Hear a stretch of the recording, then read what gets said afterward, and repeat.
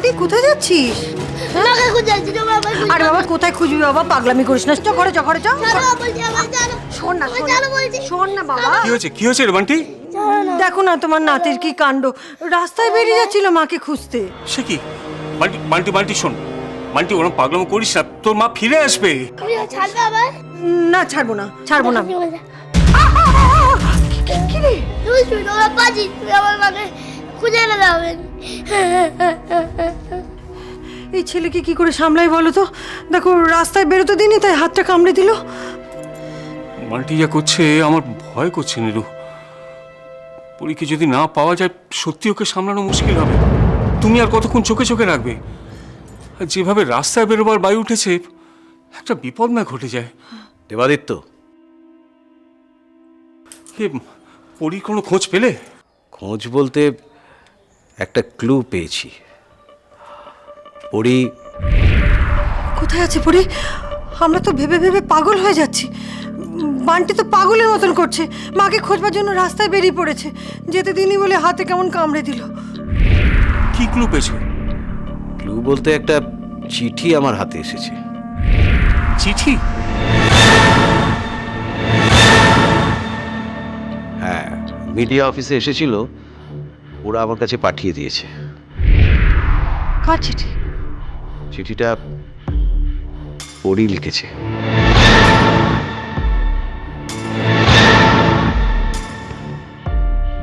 পরী চিঠি লিখেছে মিডিয়া অফিসে? কি কি লিখেছে পরি? এই যে চিঠিটা।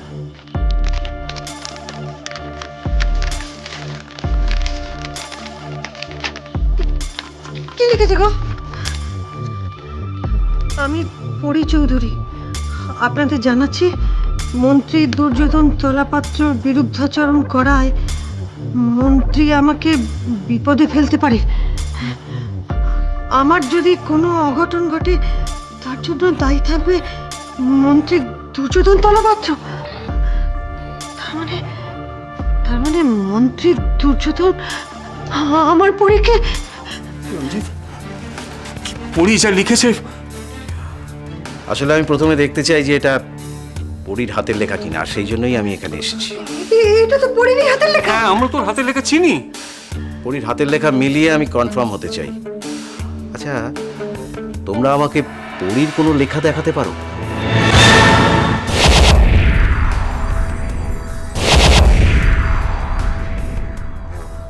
কি ব্যাপার, বাড়িতে পুলিশ কেন? একটা ভালো খবর আছে। পুলিশ আবার কবে ভালো খবর দিল? কি হয়েছে তাড়াতাড়ি বলো। রঞ্জিত বাবু পরীর একটা চিঠি নিয়ে এসেছে। সেই চিঠিতে পরী তার নিজের খুব বিপদ বলে মন্ত্রীকে দায়ী করে লিখেছে। তোমার কথাই পড়লো, কিন্তু আমাদের সুদিন ফিরে এলো বলো। সুদিন না দুর্দিন তা বলতে পারবো না। কেন? তুমি তো আমাকে বলেছিলে যে মন্ত্রী যদি পরীকে কিছু করে তাহলে আমাদেরই মঙ্গল, মন্ত্রী আমাদের হাতের মুঠোয় থাকবে আর বাড়ি বিক্রি করতে কোনো প্রবলেম হবে না।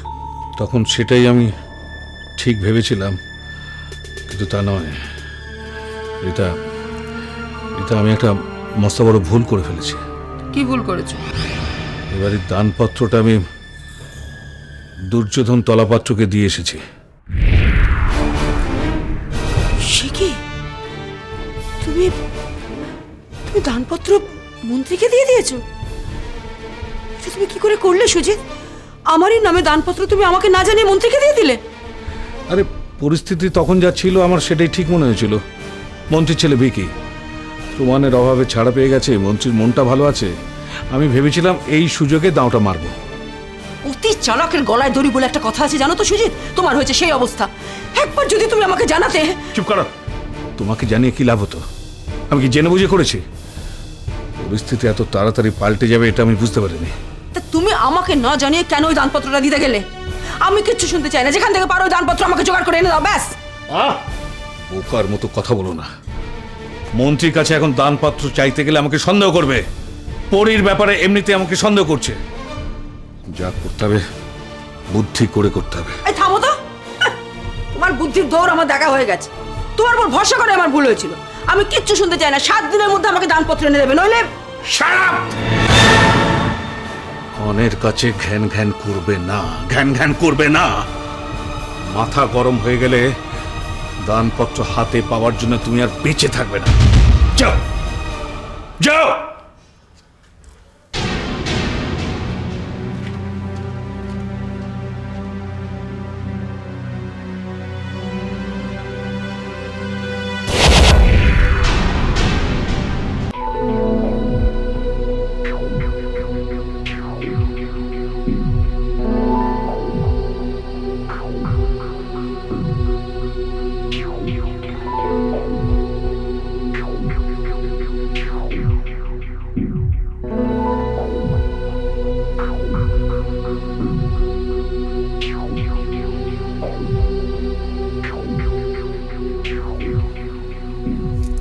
দেখে তো মনে হচ্ছে দুটো লেখাই এক। আমি তো বলছি এই চিঠিটা পড়িরই লেখা। তোমার আমার মুখের কথা কিন্তু আইন শুনবে না দেবাদিত্য, আইন প্রুফ চাইবে। ঠিক আছে, আমি খাতাটা নিয়ে যাচ্ছি। খাতাটা চিঠিটা আমি হ্যান্ডরাইটিং এক্সপার্টের কাছে পাঠিয়ে দেবো। ওরা যদি ওদের রিপোর্টে লেখে যে খাতার লেখা আর চিঠির লেখা এক, তাহলে তাহলে দুর্যোধনের বিরুদ্ধে ব্যবস্থা নেবে তো?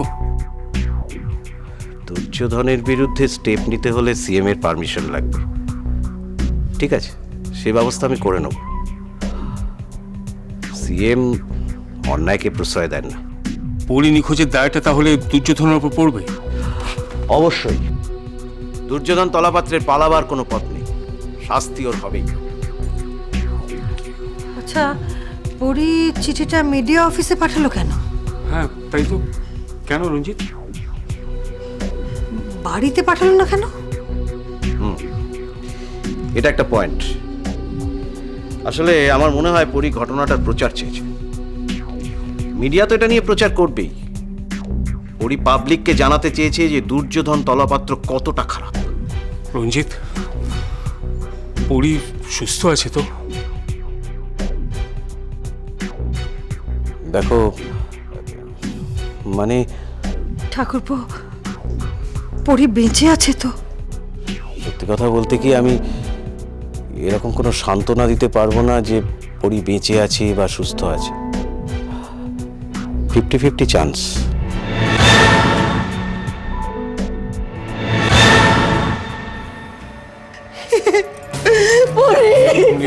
নীরু শান্ত হও, শান্ত হও। দেখো, পরি সম্পর্কে যা খোঁজ খবর নেওয়ার আমরা সবই নিচ্ছি। আশা করছি কদিনের মধ্যেই তোমাদের সঠিক খবরটা দিতে পারি। অ্যাকচুয়ালি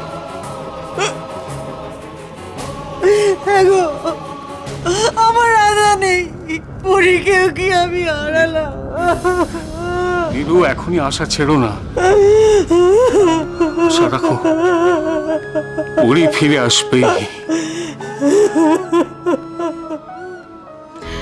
বিশ্বাস কর আকাশ, তুই যে কোনোদিন আমাদের কোম্পানিতে কনসালটেন্ট হিসেবে জয়েন করবি আমি ভাবতেও পারিনি।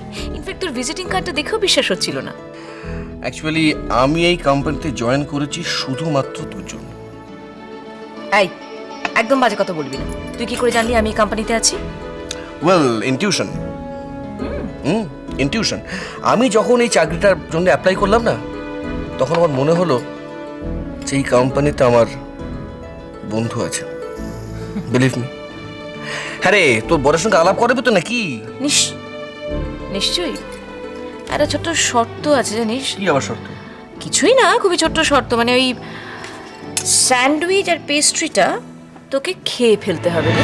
বাহ বাহ, কি কন্ডিশন! না না, এটা খেলে আমি তো ঘুমিয়ে পড়বো। ঘুমিয়ে পড়লে সেটা আমি দেখে নেব। না আমি না, পারবো না, খেতে believe হবে। me, শোন, আমার পেটে না এতটুকু খেতে জায়গা কিন্তু নেই। আলাপ করে দেওয়া হচ্ছে। আরে আরে, ও সরি বাবা। বাপরে বাপ, ঠিক আছে, কিন্তু আমার যদি খেয়ে পেট ফেটে যায় তখন কে দেখবে? Don't worry, company will take care of. বলছিস? বলছি। ঠিক আছে। কিন্তু ম্যাডাম, সারাদিন তো আড্ডা মেরেই কেটে গেল। কাজের কথা কিছু হবে নাকি? হবে হবে, সবে তো আজকে জয়েন করলি, সব কাজ বুঝিয়ে দেবো। নে খেয়ে ফেল। তোর শরীরটা কিন্তু ভালো নেই। না, একদমই ভালো নেই। শোন না, প্লিজ আমার কাছে কিছু লুকোস না।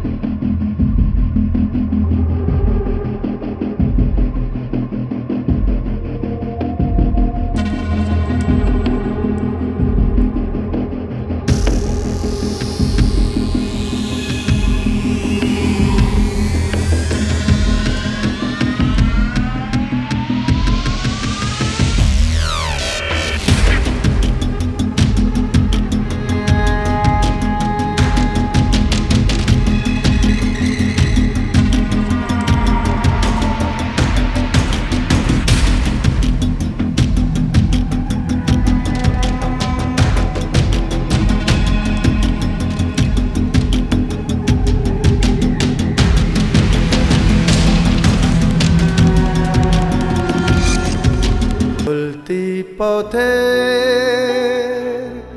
মানুষ সবাই তোমার কথা আমায় বলে, চলতে চলতে আমরা দুজন জীবন সাজাই খেলার ছলে।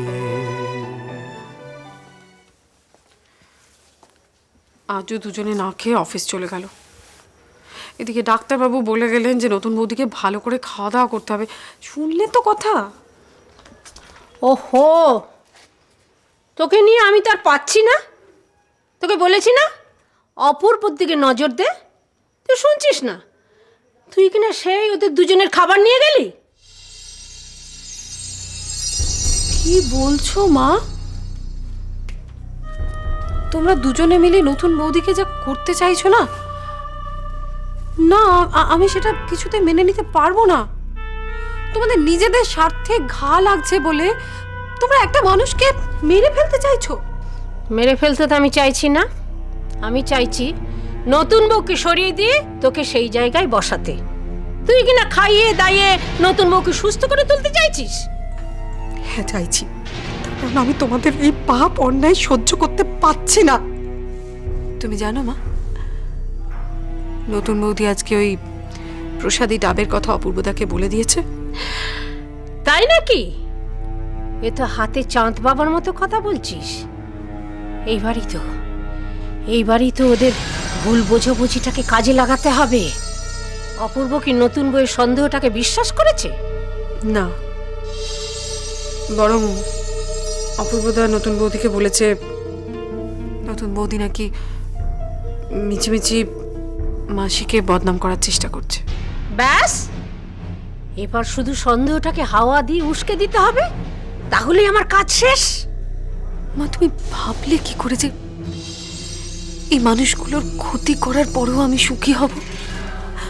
আমি তোমার কাছে হাত জোর করে বিনতি করছি মা, আমাকে এই ব্যাপারের মধ্যে থেকে রেহাই দাও। আমি যেমন যেমন বলবো তেমন তেমন না করলে আমার মরা মুখ দেখবি, মনে থাকে যেন। এবার আর সুরসুরি দিয়ে নয়, লড়াই করতে হবে বুদ্ধি দিয়ে, কোমর বেঁধে।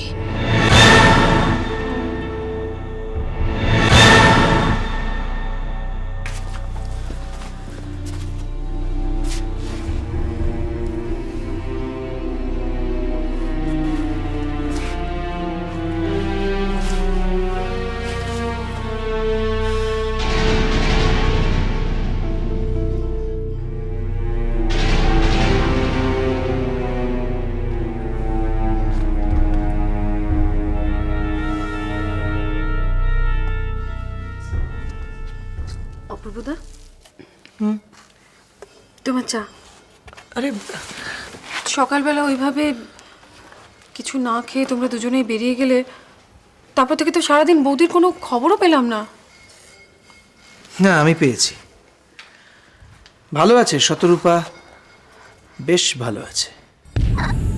হ্যাঁ, কিন্তু এদিকে তোমরা দুজনে না খেয়ে বেরিয়ে গেলে তো, সেজন্যে সারাদিন মাসিও কিন্তু কিছু খায়নি। মা খায়নি? তার মানে তুমি নিশ্চয় খাওনি। তোমরা কি শুরু করেছো না সবাই মিলে? তুমিও তো কিছুই খাওনি অপূর্বদা। হ্যাঁ, আমার নয় খাওয়া।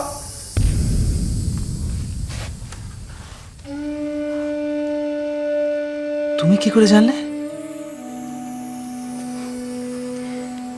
জানার চেষ্টা করলে বোধহয় সবই জানা যায়। তাছাড়া আমার না খাওয়ার কারণটা তুমি বুঝবে না। না না, আমি খেয়েছি, আমি অফিসে খেয়েছি। অপূর্বদা, তুমি তো চেষ্টা করো মিথ্যে বলতে পারো না, কেন শুধু শুধু চেষ্টা করো? আচ্ছা, তুমি আমাকে আশা করি ভুল বোঝো না, তাই না ঝর্ণা? কিসের ভুল? ঝর্ণা দেখো, তোমার সঙ্গে তো আমার কখনো কথা বলার সুযোগ সেভাবে হয়নি। দেখো, আমি জানি যে তুমি কেন এ বাড়িতে এসেছো, মানে মাসি তোমাকে কেন নিয়ে এসেছিল, আমি আমি আমি সবটা জানি, কিন্তু মা তো আমাকে আগে থেকে কিছু বলেনি, মানে আমার পক্ষে কিছু জানা সম্ভব ছিল না, এটা আশা করি তুমি বুঝতে পারছো। এসব কথা এখন থাক না অপূর্বদা, যেটা হবার নয়, যেটা হাতে নেই সে যাকে বাদ দাও সব কথা। অপূর্বদা, রাতে তুমি কি খাবে বলো, ভাত না রুটি? ওকে, রুটি। কিন্তু আছে কি, কি দিয়ে খাবো? মূলো ছেঁচকি না না, আসলে ওটা সকালে রান্না হয়েছিল। আমি বুঝতে পেরেছি। অন্য কিছু না, ঠিক আছে।